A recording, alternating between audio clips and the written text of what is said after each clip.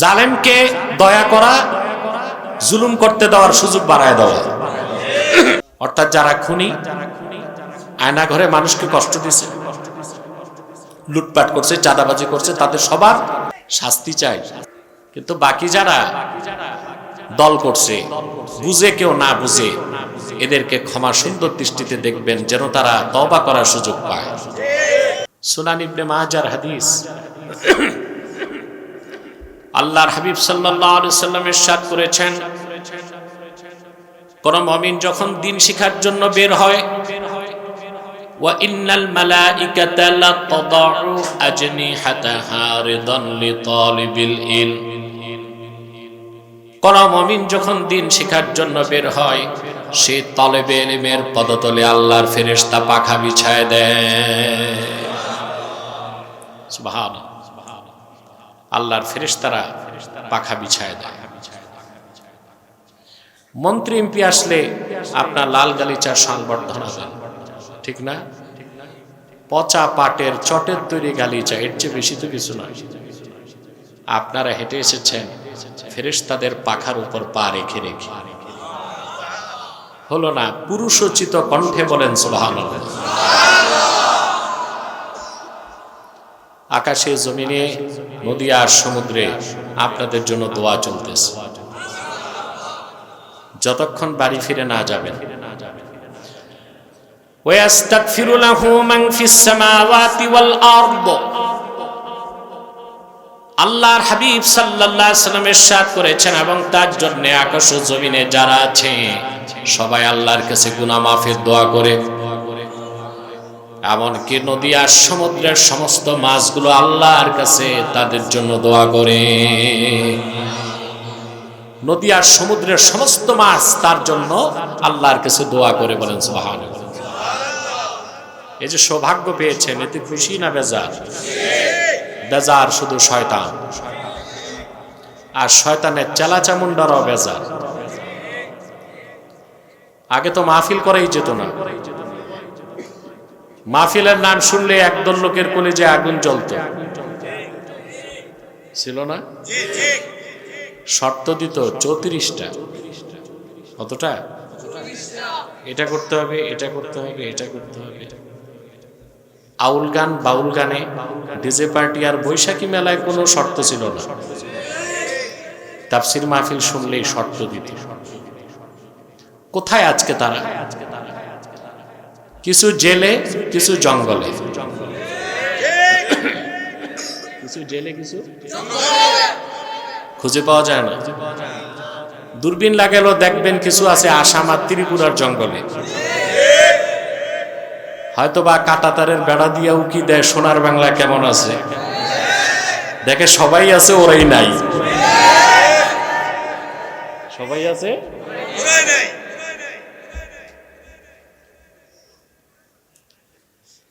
তার মানে হচ্ছে, কেন বললাম কথাগুলো? এই জন্য বললাম, পরাজিত শক্তি থেকে আগামীর বিজয়ী শক্তিকে শিক্ষা নিতে হবে। বাংলার মাটি আল কোরআনের ঘাঁটি, বাংলার মাটি ইসলামের ঘাঁটি। কোরআন, সুন্নাহ, ইসলাম আর আলেম ওলামাকে চ্যালেঞ্জ করে বাংলার ক্ষমতায় কেউ আগেও থাকতে পারে নাই, ভবিষ্যতেও পারবে না ইনশাআল্লাহ। এই শিক্ষা নিতে হবে যারা আসবে তাদেরকে, নতুবা আবার তারাও কিন্তু হোঁচট খাবে, খাবে না? বাকি যারা দেশে পালায় টালায় আছে ওদেরকে মাফ করে দিয়েন, সংশোধনের সুযোগ দিয়েন, ঠিক না? রাজনৈতিক কারণে মুসলমানকে মারতে পারে, কাটতে পারে, সম্পদ লুণ্ঠন করতে পারে? আল্লাহর হাবিব সাল্লাল্লাহু আলাইহি ওয়াসাল্লাম ইরশাদ করেছেন, আল মুসলিমু মান সালিমাল মুসলিমুনা মিন লিসানিহি ওয়া ইয়াদিহি, একজন পরিপূর্ণ মুসলিমের সবচেয়ে বড় আলামত হচ্ছে, সবচেয়ে উত্তম খাসলত হচ্ছে, সেই মুসলিম লোকের হাত এবং জবান থেকে অন্য মুসলমানেরা নিরাপদ থাকবে। এই হাদিসের ব্যাখ্যায় আল্লামা বদরুদ্দিন আইনি রাহমাতুল্লাহি আলাইহি সহিহ বুখারীর শরহ প্রথম খণ্ডে লেখেন, আলামাতুল মুসলিমিল কামিল সালামাতুল মুসলিমিনা মিন ইয়াদিহি ওয়া লিসানিহি, একজন পরিপূর্ণ মুসলিমের আলামত এটাই, তার হাত এবং জবানের অনিষ্টতা থেকে অন্য মুসলমানেরা নিরাপদ থাকবে। রাসূল করিম সাল্লাল্লাহু আলাইহি সাল্লামের এই হাদিসের প্রতি আমাদের লক্ষ্য যেন থাকে। অর্থাৎ যারা খুনি, আয়না ঘরে মানুষকে কষ্ট দিছে, লুটপাট করছে, চাঁদাবাজি করছে, তাদের সবার ফাঁসি চাই, শাস্তি চাই। জালেমকে দয়া করা, জুলুম করতে দেওয়ার সুযোগ বাড়ায় দেওয়া। কিন্তু বাকি যারা দল করছে, বুঝে কেউ না বুঝে, এদেরকে ক্ষমা সুন্দর দৃষ্টিতে দেখবেন যেন তারা তওবা করার সুযোগ পায়। কথাগুলো মনে থাকবে। আমি অন্য কোনো ইন্টেনশন থেকে এই কথাটা বলি নাই, একেবারেই আপনাদের কল্যাণে কথাটা বলেছি। আল্লাহ কবুল করুন। সূরাতুল বাকারা কোরআন কারীমের সবচেয়ে দীর্ঘ সূরা। একটি সূরা আল্লাহ তাআলা 1000 আদেশ করেছেন, 1000 নিষেধ করেছেন। আর প্রথম আদেশটাই হচ্ছে 21 নম্বর আয়াতে। সুবহানাল্লাহ। সূরাতুল বাকারা এই একটা সূরার ব্যাখ্যা কত ব্যাপক আপনি চিন্তা করতে পারবেন না। মুফাসসির লেখেন, ওয়াকাফা আবু বকর রাদিয়াল্লাহু তাআলা আনহু ফি সূরাতিল বাকারাতি 8 সানা। আবু বকর সিদ্দিক রাদিয়াল্লাহু তাআলা আনহু সূরা বাকারাটা বুঝতে 8 বছর সময় লেগেছে। আরো জোরে বলেন সুবহানাল্লাহ। কত বছর? আমাদের দেশে কমপ্লিট মৌলবী হয় 8 বছরে। আর সিদ্দিক আকবর কুরাইশ বংশের সন্তান। সুবহানাল্লাহ। সর্বশ্রেষ্ঠ সাহাবী আবু বকর সিদ্দিক রাদিয়াল্লাহু তাআলা আনহু এই সূরাটি বুঝতে লেগেছে কত বছর? তবে ওনার বুঝ আর আমাদের বুঝ তো। সূরাটিতে আল্লাহ তাআলা আদেশ করেছেন 1000, নিষেধ করেছেন। প্রথম আদেশটাই শুরু 21 নম্বর আয়াত থেকে। এর আগে 20 আয়াতের মধ্যে আল্লাহ তাআলা মানব জাতিকে 3টি শ্রেণীতে বিন্যাস করেছেন। 20 আয়াতে কয়টা শ্রেণী? মুমিনুন, মুনাফিকুন, কাফিরুন। 3-এর বাইরে কোনো মানুষ নাই, থাকতেও হয় তাকে মুমিন হতে হবে, নয় মুনাফিক হইতে হবে, নয় কাফের হইতে হবে। সেজন্য আল্লাহ রাব্বুল আলামিন কোরআন কারীমে মুমিনের নামে সূরা রেখেছেন সূরাল মুমিনুন, মুনাফিকের নামও সূরা আছে সূরাল মুনাফিকুন, কাফেরের নামে সূরা আছে সূরা আল কাফিরুন। প্রশ্ন হলো মুশরিকের নামে সূরা মুশরিকুন কেন নাই? প্রশ্ন আছে না?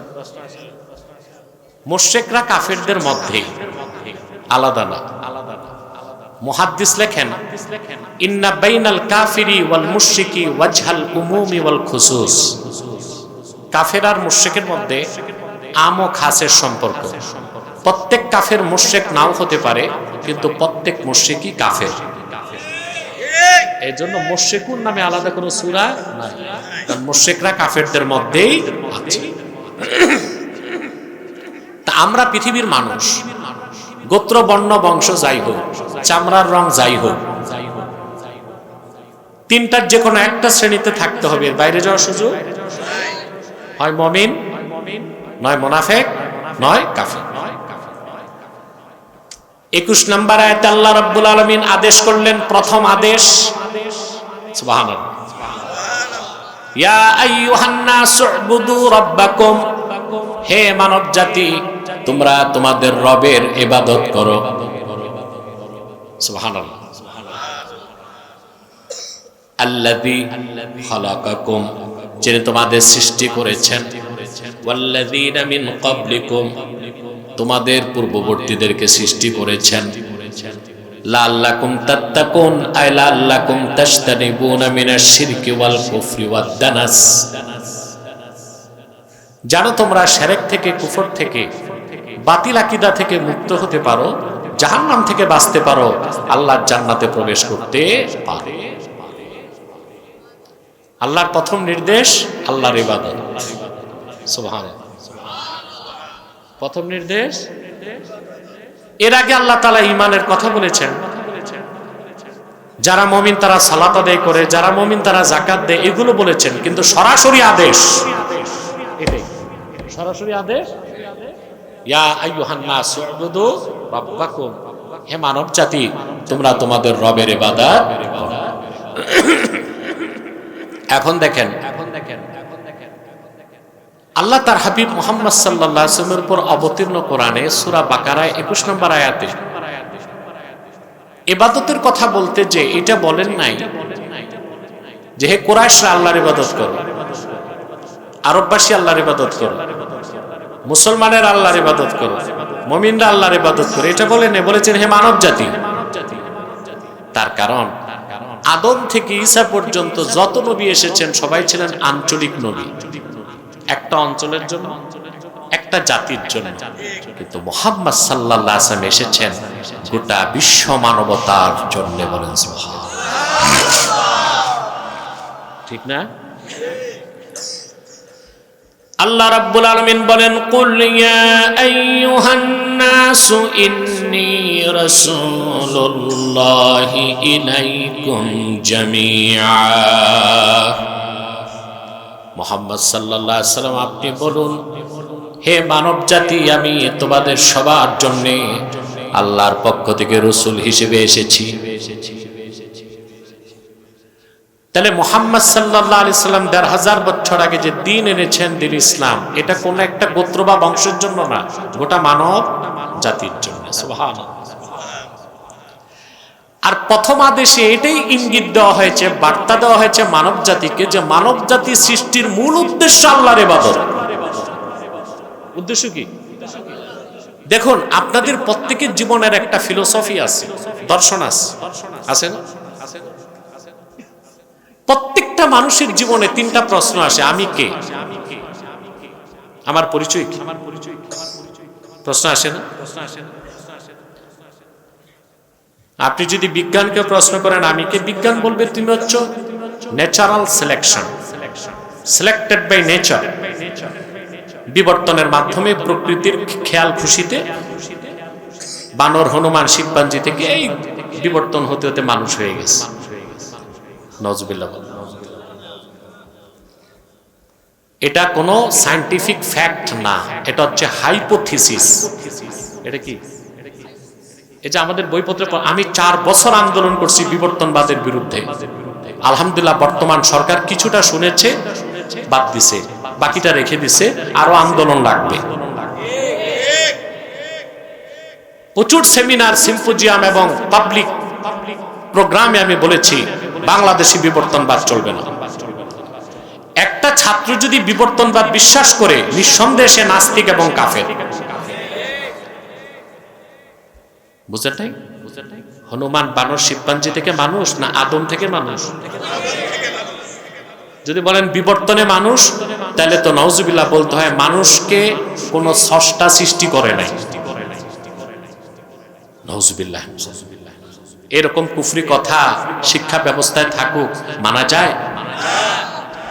এদেশে 14 কোটি মুসলমানের ট্যাক্স আর ভ্যাটের টাকায় মন্ত্রীর গাড়ির তেল জ্বলে। বই ছাপে 14 কোটি মুসলমানের ট্যাক্স ও ভ্যাটের টাকা। এদেশে 14 কোটি মুসলমানের রক্ত পানি করা ঘামের পয়সায় সরকার তার কর্মকর্তাদের বেতন দেয়। সেই দেশে বিবর্তনবাদ, নাস্তিক্যবাদ চলতে পারে না শিক্ষা ব্যবস্থার নামে।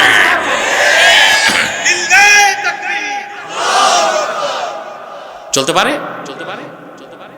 আমরা বুঝাচ্ছি, আমরা আমাদের মেসেজগুলো আগের সরকারকে দিয়েছিলাম, কিন্তু তাদের কানের ভিতর কি ছিল? জুতা, স্যান্ডেল ছিল, আমাদের কথা যুক্ত না, ঢুকে নাই বলেই তো খেসারত দিছে। ঠিকটা কমিয়া ঠিক মতো খেসারত দিছে না? সামনে যারা আসবে ওরাও যদি না শুনে আবার তো হোঁচট খাবে।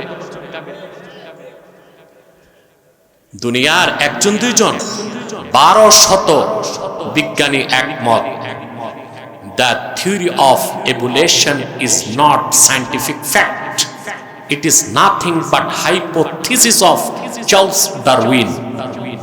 এটা কোনো বৈজ্ঞানিক মতবাদ না, এটা চার্লস ডারউইনের একটা গাঁজাখুরি মতবাদ। এটা লেখার আগে ডারউইন মেয়াদ উত্তীর্ণ গাঁজা কয়েক সের খাইছে, তারপর লেখছে যে বিবর্তনের মাধ্যমে মানুষ হয়েছে। নাউজুবিল্লাহ মিন যালিক। তো বিজ্ঞান দর্শন আপনাকে বলবে যে আপনি বানর থেকে, হনুমান থেকে, শিবপাঞ্জি থেকে। আর এই কোরআনকে জিজ্ঞেস করেন আমি কে, জবাব দিচ্ছে আল্লাহর কোরআন। আল্লাহ রাব্বুল আলামিন বলেন, ইয়া আইয়ুহান নাসু ইন্না খালাকনাকুম মিন যাকারিন ওয়া উনসা ওয়া জাআলনাকুম শুউবান ওয়া ক্বাবাইলা লিতাআরাফু ইন্না আকরামাকুম ইনদাল্লাহি আতকাকুম। আল্লাহ রাব্বুল আলামিন বলেন, হে মানব জাতি, আমি তোমাদেরকে সৃষ্টি করেছি একজন পুরুষ আর একজন নারী থেকে। পুরুষটার নাম কি? মহিলাটার নাম হাওয়া না হাওয়া। বিতাশদীদ লাইসা বিতাখফিফ, তাশদীদের সাথে হবে, তাখফিফের সাথে না, যেটা ইমাম বাগাবী মাআলিমুত তানজিলে উল্লেখ করেছেন। সুমিয়াল হাওয়া ও হাওয়া লিআন্নাহা খুলিকাত মিনাল হাইয়ে। আরবিতে হাইয়ুন বলে জীবিতকে। তো জীবিত আদমের হাড্ডি থেকে আল্লাহ তার স্ত্রীকে তৈরি করছেন, এই জন্য হাইয়ুন থেকে হাওয়া। হাইয়ুন থেকে হাওয়া না হাওয়া। নিজের মার নামটা তো নিজে ঠিক মতো নিজে কি বলে। সম্মানিত সুধী, আল্লাহ জবাব দিলেন, আমরা বানর থেকে না, আমরা সিলেক্টেড বাই নেচার না, বরং সিলেক্টেড বাই আল্লাহ। আমাদেরকে তৈরি করছেন কে? সুবহানাল্লাহ। সৃষ্টির সেরা জীব আমরা, আল্লাহ কোরআন বলতেছে। আল্লাহ রাব্বুল আলামিন বলেন, ওয়ালাকাদ কাররামনা বানি আদম ওয়া হামালনাহুম ফিল বাররি ওয়াল বাহরি ওয়া রাযাকনাহুম মিনাত তাইয়্যিবাত। আল্লাহ পাক বলেন, আমি মানব জাতিকে সম্মানিত করেছি, জল এবং স্থলের মধ্যে তাদেরকে কর্তৃত্ব দিয়েছি, আর এই পৃথিবীর সবচেয়ে মূল্যবান দামি জিনিসগুলো তাদের জন্য আমি আল্লাহ রিজিক বানিয়ে দিয়েছি। আমার পরিচয় পেলাম আমি আদম থেকে, আমি হাওয়া থেকে, বানর থেকে, হনুমান থেকে। আমরা ন্যাচারাল সিলেকশন না, selected by Allah, not selected by nature. Nature আবার কি? প্রকৃতি কি? সবকিছু তো সৃষ্টি করেছেন প্রকৃতি স্রষ্টা। ওনার নাম কি? ভালোবাসার সাথে বলতে হবে গলা ছেড়ে, ওনার নাম কি? আল্লাহ। তিনি আমাদের সৃষ্টি করেছেন শখ করে, আদর করে, মায়া করে, সম্মান দিছেন। জল স্থলে কর্তৃত্ব কাদের? আমাদের। সুবহানাল্লাহ বলে। স্থলে সবচেয়ে বড় প্রাণী হাতি। জমিনের কর্তৃত্ব হাতি পাইছে না মানুষ পাইছে? এই মানুষটা হাতির পিঠে বসে যেমনি খুশি অমনি হাতিরে। জলে সবচেয়ে বড় প্রাণী হচ্ছে নীলতিমি। একটা বড় নীলতিমির লেজে 7টা হাতি দাঁড় করানো যায়। তো জলে কি কর্তৃত্ব নীলতিমির না মানুষের? কর্তৃত্ব কার? মানুষের। তারপর আল্লাহ বলেন, আমি আমার সৃষ্টির আমার সৃষ্টি এই মানুষকে আমি আবার সবচেয়ে দামি জিনিসগুলো রিজিক দিছি বানায়। সুবহানাল্লাহ। হাতি খায় কলা গাছ, গরুতে খায় ঘাস, মানুষ খায় সবচেয়ে দামি জিনিস। সুবহানাল্লাহ। রং বেরঙ্গের খানা দিয়ে আল্লাহ মানুষকে শ্রেষ্ঠত্ব দিচ্ছে। মানুষ কত রকম স্বাদ পায়। সুবহানাল্লাহ। বিজ্ঞান দেখেছে এক একটা মানুষের জিহ্বায় আল্লাহ তাআলা 10,000 করে টেস্টিং বার্ড লাগাই দিয়েছে। যেন স্বাদের ভিন্নতা হয়। হাতি সারা জীবন শুধু কলা গাছের স্বাদ পায়, কথা বলেন। আল্লাহ তাআলা তো আমাদেরকে একটা খাদ্য দিতে পারতেন যে আরবের মানুষ খাবে শুধু খেজুর আর বাঙালি খাবে শুধু গোলালু, কেমন লাগতো? না, আমাদেরকে রকম রকম খানা দিছেন, আবার টেস্টকে রিসিভ করার জন্য টেস্টিং বার্ড জিহ্বায় লাগাই দিছে। তা আমি কে? আমি মানুষ, আল্লাহর শ্রেষ্ঠ সৃষ্টি। দ্বিতীয় প্রশ্ন, আমি কোথা থেকে? What is the origin of man? মানুষের আদি উৎস কি? এই প্রশ্ন আসে প্রত্যেকটা বিবেকবান জ্ঞানী মানুষের প্রশ্ন আসে না? বিজ্ঞানকে জিজ্ঞেস করবেন, বিজ্ঞান বলবে তোমার শুরু হচ্ছে জঙ্গল থেকে, কারণ বানর থেকে আর বানর থাকে কই? কোরআনকে যদি জিজ্ঞেস করেন তোমার শুরু থেকে, কোরআন বলে وَإِذْ قُلْنَا لِلْمَلَائِكَةِ وَقُلْنَا يَا آدَمُ اسْكُنْ أَنْتَ وَزَوْجُكَ الْجَنَّةَ وَكُلَا مِنْهَا رَغَدًا حَيْثُ شِئْتُمَا وَلَا تَقْرَبَا هَذِهِ الشَّجَرَةَ فَتَكُونَا مِنَ الظَّالِمِينَ। আল্লাহ পাক বলেন, আমি আদম এবং হাওয়াকে বললাম তোমরা দুজন বেহেশতে পরমানন্দে বসবাস করো। সুবহানাল্লাহ। আমাদের বাবার বাড়ি, মায়ের বাড়ি, সুবহানাল্লাহ। আমার উৎস কোথায়? আসল বাড়ি এই যে এখানে আছে না, নারায়ণগঞ্জে তো 32 জাতির মানুষ থাকে, চাকরি বাকরি করে। এখন যে বরিশাল বাড়ি, এর যে জিজ্ঞেস করেন ভাই দেশ কই, ও কিন্তু বলবে না নারায়ণগঞ্জ, বলবে পটুয়াখালী। হ্যাঁ, নোয়াখালীর লোককে জিজ্ঞেস করুন ভাই তোমার বাড়ি কই, বলবে এই নোয়াখালী সাতকিল হাডারি বাড়ির হিসকিনে। ঠিক না? আর যদি রংপুরের মানুষকে জিজ্ঞাসা বাড়ি কই, বলবে অঙ্কুর। বাড়ি কই আছে নাকি রংপুরের লোক? স্টেজে আছে নাকি? আগে আমি রংপুরের লোক দেখলে বারবার জিজ্ঞেস করতাম দেশ কই, রংপুর বলতো না, বলতো অঙ্কুর। এটা শুনতে মজা লাগতো। সকালে কি খাইছো, কয় উডি। রুটি না, উডি। এখন চেঞ্জ হয়ে গেছে, ভাষা চেঞ্জ। ফেনীর মানুষ আগে বলতো হেনি, এখন বলে ফেনী। ঠিক না? তা আসল বাড়ি আমাদের, শয়তান আমাদের বের করছে। এখন আমাদের বাপের বাড়ি আমাদের ফিরে পেতে হবে, দলিল হচ্ছে কোরআন। সুবহানাল্লাহ। তে দ্বিতীয় প্রশ্ন, আমাদের উৎস কোত্থেকে? আর বিজ্ঞান শিখায় কোত্থেকে? কোথায় জান্নাত, কোথায় জঙ্গল? সোহেলের কাছে দাও। সম্মানিত সুধী, কথাগুলো খেয়াল করছেন? আমি কিন্তু একটু আতঙ্কিত যে রাত বেশি হয়ে গেছে। আপনারা কালকে আপনাদের অফিস আছে, ফ্যাক্টরি আছে, কারখানা আছে, আপনাদের আবার কষ্ট হয়ে যায় নাকি? শুনতেছেন? ধৈর্য আছে? ঘুমান না তো কেউ? তো না, আমি দেখবো কে কে ঘুমান, হাত উঠান। বাহ, এর মানে হুজুগে বাঙালি না, না বুঝে বাঙালি। তা আমাদের অস্তিত্ব কোত্থেকে? আল্লাহ বলেন আমি আদমকে আর হাওয়াকে বেহেশতে বললাম তোমরা বেহেশতে থাকো, পরমানন্দে ঘুরো, আর যাও খুশি তা খাও। রাগাদান আই ওয়াসে আন, প্রাচুর্যের সাথে খাও, বেশি বেশি খাও। আসলে তো বেশি খাওয়ার জায়গা, কম খাওয়ার জায়গা। আমরা দুনিয়ায় বেশি খাই, তবে নিজের বাড়ি না, দাওয়াত খেতে গেলে। বিয়ের দাওয়াত পায়, সকালে আর নাস্তা করে না। ঠিক না? ও যে 1000 টাকা, 3000 টাকা, 4000 টাকা দিয়ে পোষায় নিবে আর কি।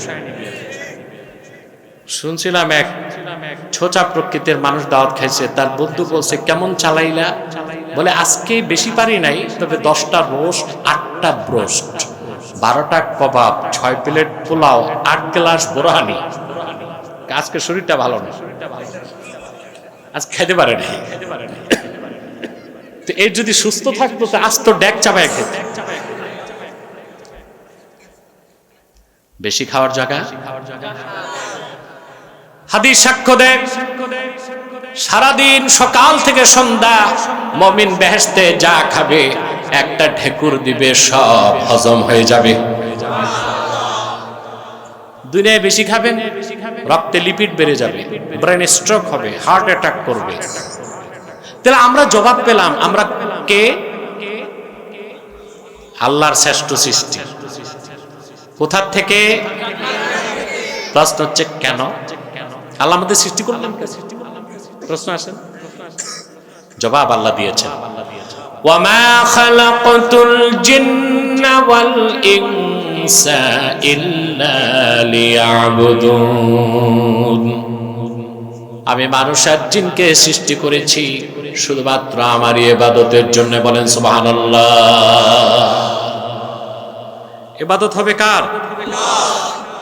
এখানে আল্লাহ বলেন নাই ইয়া আইয়ুহান নাস উবুদুল্লাহ, এটা বলেন নাই। বলেছেন ইয়া আইয়ুহান নাস উবুদু রাব্বাকুম। আল্লাহ নিজের পরিচয়টা দিলেন রব। ইবাদত হবে কার?